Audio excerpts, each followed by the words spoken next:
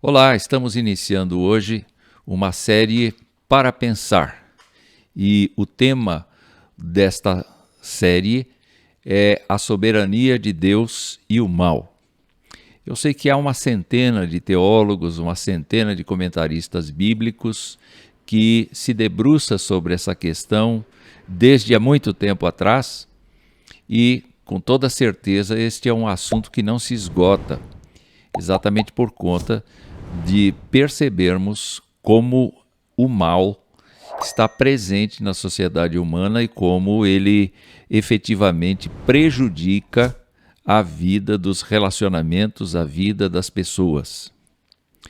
Nós escolhemos aqui uma obra de William Fitch chamada Deus e o Mal, que foi publicado pela Publicações Evangélicas Selecionadas, editora PES, em São Paulo no ano de 1984, para fazermos algumas reflexões em diálogo com esta obra.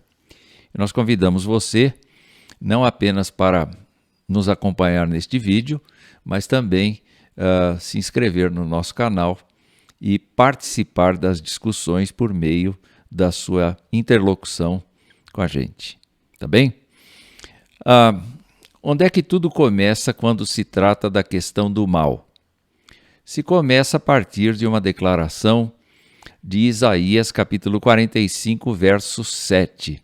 E eu reuni aqui várias traduções diferentes da língua portuguesa para que você tenha uma ideia de como é que este texto está traduzido para a nossa língua portuguesa. A primeira versão escolhida é a Almeida Revista e Atualizada, que diz assim: eu formo a luz e crio as trevas, faço a paz e crio o mal, eu, o Senhor, faço todas estas coisas.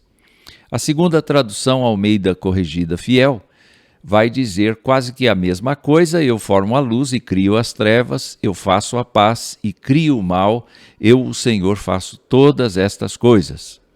Depois, eu trouxe a nova versão transformadora, que diz: formo a luz e crio as trevas, trago a paz e crio a calamidade. Você observa que já existe uma diferença de mal para calamidade. Eu, o Senhor, faço essas coisas. Depois trouxe a nova Almeida atualizada, que diz: eu formo a luz e crio as trevas, promovo a paz, diferente de faço a paz, trago a paz, promovo a paz e crio os conflitos. Eu, o Senhor, faço todas estas coisas. E, por último, a nova versão internacional, que é utilizada pelo povo evangélico: eu formo a luz e crio as trevas, promovo a paz e causo a desgraça. Eu, o Senhor, faço todas estas coisas. Portanto, crio o mal, crio a calamidade, crio os conflitos, causo a desgraça, eu, o Senhor, diz o texto. Mas eu também fui buscar nas versões católicas. Na Bíblia Ave Maria nós temos: formei a luz e criei as trevas, busco a felicidade e suscito a infelicidade. Sou eu, o Senhor, que faço todas essas coisas. Também fui buscar em Mato Soares a tradução que diz: formo a luz e crio as trevas, faço a paz e mando o castigo aos povos. Sou eu, o Senhor, que faço todas estas coisas. Na Bíblia de Jerusalém, vertido por mim do espanhol, temos: eu modelo a luz e crio a escuridão, eu faço felicidade e crio infortúnio. Eu sou Yahvé, aquele que faz tudo isto. E ainda uma última, a Bíblia Católica de Figueiredo, que nos diz: eu, o que formo a luz e crio as trevas, o que faço a paz e crio o mal, eu sou o Senhor que faço todas estas coisas. Mediante esta declaração tão forte de que é Deus quem suscita tanto o mal, quanto a infelicidade, quanto o castigo, quanto o infortúnio, quanto a desgraça, fica sempre a pergunta: se Deus é bom, por que é que existe o mal? Ele é o autor do mal? Naturalmente, nós temos que estudar o contexto de Isaías, deste capítulo 45, verso 7. O conteúdo principal dos capítulos 40 a 49 de Isaías é a predição da libertação dos judeus do cativeiro babilônico. Isaías retrata essa libertação como iminente, e embora o próprio Isaías não tenha visto isso, ele retrata profeticamente e faz referências detalhadas a Ciro como agente humano de libertação. Ciro foi o rei persa que invadiu a Babilônia e destruiu o poder babilônico. Ao mesmo tempo, enfatiza fortemente que Ciro é meramente um instrumento de Javé.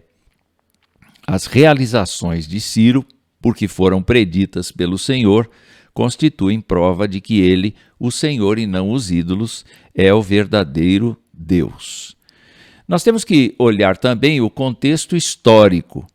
O que é que Ciro cria? O que é que Ciro praticava? Embora Ciro fosse um instrumento nas mãos do Deus hebreu, nós temos que nos lembrar que a religião praticada por Ciro era provinda dos ensinamentos de Zaratustra, que afirmavam a existência de um Deus supremo que havia criado dois outros seres poderosos que dividiam sua própria natureza, Ormuzd, ou Ahura Mazda, ou ainda Oromazdes, segundo os gregos, seria a fonte de todo o bem, enquanto Arimã, ou Arimanes, seria a origem do mal depois que se rebelou. Essa história é muito parecida com a história do diabo. Entretanto, o que nós temos na afirmação de Isaías 45, verso 7, é que o Senhor criou, formou a luz e criou as trevas, o Senhor promoveu, o Senhor fez a paz e o Senhor criou o mal.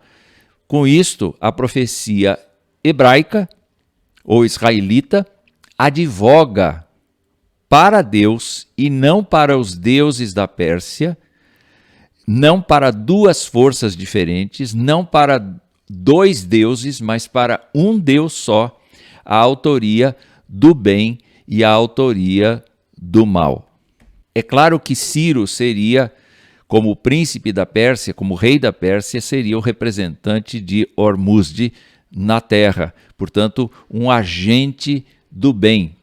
Entretanto, a profecia de Isaías, quando trata com ele, diz: não foi o seu Deus, o Deus Ormuzd que te chamou, mas fui eu, Yahvé, que te chamou e te vocacionou para libertar o meu povo do cativeiro babilônico. Ainda dentro do contexto histórico, nós temos a ideia de que aos homens cabia cultuar Ormuzd, já que ele era o Criador, o Deus da luz e do reino espiritual. O culto a Ormuzd era necessário, já que Arimã havia criado uma série de feras, plantas e répteis venenosos. Os dois deuses viviam em constante conflito e a supremacia do bem necessitava do apoio a Ormuzd. O que nós temos aí? Nós temos Javé se declarando a Ciro, dizendo: eu te chamei, eu te conheci, eu te chamei, eu te fiz, eu te formei, e eu formo a luz, eu crio as trevas, eu faço a paz, eu crio o mal, eu, o Senhor, um único Deus, faço todas estas coisas. Nós devemos então entender que esta frase, eu crio o mal, está dentro deste contexto imediato, que é um contexto histórico importante, enquanto Ciro, um homem que acredita em dois deuses, um que trata bem, outro que trata mal, nós temos Javé se responsabilizando pelas duas coisas, pelo bem e pelo mal. Então eu fui perguntar à Bíblia, como autoridade suficiente para revelar quem Deus é, o que ela dizia a respeito da pessoa, do ser de Deus. E eu fui, então, investigar as confissões de fé, que efetivamente são as declarações formais da Igreja na sua história a respeito do ser de Deus. Vamos lá. O que é que nós sabemos sobre Deus? Há um só Deus, vivo e verdadeiro, está documentado nestes textos que você vê aí, o qual é infinito em seu ser e perfeições. Ele é um espírito puríssimo, invisível, sem corpo, membros e paixões. O que mais sabemos? Sabemos que ele não muda, é imutável, imenso, eterno, incompreensível, onipotente, onisciente, santíssimo, completamente livre e absoluto, fazendo tudo para a sua própria glória e segundo o conselho da sua própria vontade, que é reta e imutável. Uma coisa que precisa ficar clara para todos nós é que estes pontos são muito próximos tanto na teologia protestante quanto na teologia católica. O que sabemos ainda sobre Deus é que Deus é cheio de amor, é gracioso, misericordioso, longânimo, muito bondoso e verdadeiro remunerador dos que o buscam, e, contudo, justíssimo e terrível em seus juízos, pois odeia todo o pecado, de modo algum terá por inocente o culpado. Ora, a Confissão de Fé de Westminster ainda declara que Deus tem em si mesmo e de si mesmo toda a vida, glória, bondade e bem-aventurança. Ele é todo suficiente em si e para si, pois não precisa das criaturas que trouxe à existência. Não deriva delas glória alguma. Ele não precisa de nós, mas somente manifesta a sua glória em nós, por nós, para nós e sobre nós. É o que está escrito em Atos capítulo 17, versos 24 e 25. Então, sabemos pela Bíblia que ele é a única origem de todo ser, dele, por ele, para ele são todas as coisas, e sobre elas tem soberano domínio para fazer com elas, para elas e sobre elas tudo quanto quiser. Todas as coisas estão patentes e manifestas diante dele, não há nada que nós possamos ocultar dele. O seu saber é infinito, infalível e independente da criatura, de sorte que para ele nada é contingente ou incerto. É isto que as Escrituras declaram.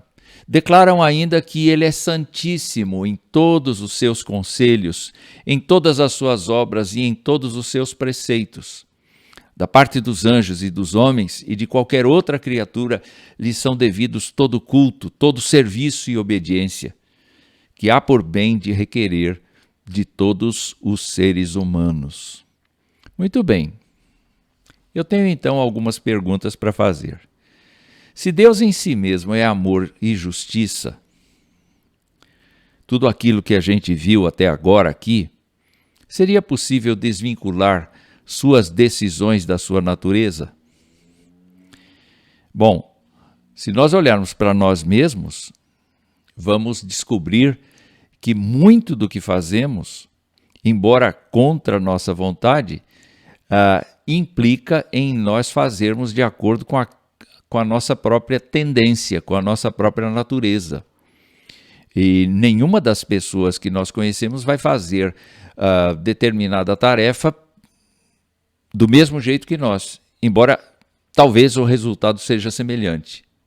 No caso de Deus, tudo quanto ele decide com toda certeza faz parte da sua própria natureza essencial. Então, ele vai tomar decisões santas, amorosas, mas também justas. Segunda pergunta, o que significa Deus ter aplicado todos os seus atributos infinitos para criar tudo o que há, a fim de exercer seu governo sobre todas as coisas com amor e justiça simultaneamente? Quando eu pergunto isto, eu estou esperando que você entenda que quando Deus criou todas as coisas, ele colocou em todas as coisas o seu amor, mas também colocou a sua justiça, colocou a sua santidade e colocou as exigências que ele requeriria da sua criação para contemplar, para aceitar a sua santidade. Então, quando se fala do criar o mal, Deus não está criando o pecado, Deus não está criando a confusão, Deus está trazendo um lado que representa o não estar com Ele. O que significa isso? Mais duas perguntas. O que significa a humanidade ter sido criada por Deus à sua imagem e semelhança, isto é, com liberdade para escolher ter ou não ter paz com Ele? Se Deus, sendo Deus, esse ser único e infinito em todas as direções, como a Bíblia o descreve, poderia ter Ele criado a luz e feito a paz como única opção para a humanidade? Vamos pensar nestas duas questões aqui. Ele criou o ser humano segundo a sua imagem e semelhança. Ele colocou no ser humano o poder de escolher andar com ele ou andar sem ele. O que acontece quando o ser humano anda com Deus? Deus compartilha com o ser humano da sua bondade, da sua graça, do seu amor. O que acontece quando o ser humano não anda com Deus? Deus não compartilha com esse ser humano sua bondade, sua misericórdia, seu amor de maneira especial, apenas de maneira geral.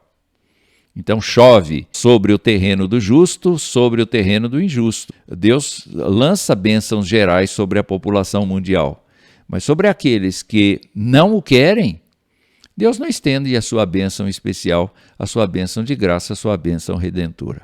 Conversamos mais no próximo vídeo a respeito deste assunto.